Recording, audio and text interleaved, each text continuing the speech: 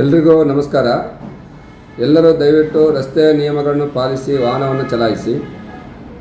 ನಾವು ಇತ್ತೀಚಿನ ದಿನಗಳಲ್ಲಿ ಮದ್ಯಪಾನ ಮಾಡಿ ವಾಹನ ಚಲಾಯಿಸುವ ವಿರುದ್ಧ ವಿಶೇಷ ರೀತಿಯಲ್ಲಿ ಕಾರ್ಯಾಚರಣೆಯನ್ನು ಕೈಗೊಂಡಿದ್ದೀವಿ.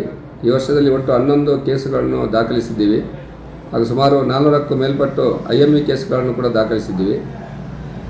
ಯಾರಾದರೂ ಕುಡಿದು ವಾಹನ ಚಲಾಯಿಸಿ ಅಪಘಾತಪಡಿಸಿದಲ್ಲಿ ಇದರಿಂದಾಗಿ ಇತರ ಯಾವ ವ್ಯಕ್ತಿ ಮೃತಪಟ್ಟಲ್ಲಿ ಸುಮಾರು 10 ವರ್ಷಗಳವರೆಗೆ ಕಾರಾವಾಸ ವಿಧಿಸುವಂತಹ BNS ಕಾಯ್ದೆ 105 ರೀತಿಯ ಪ್ರಕರಣವನ್ನು ದಾಖಲಿಸಿ ಗಂಭೀರವಾಗಿ ಪರಿಗಣಿಸಲಾಗುವುದು.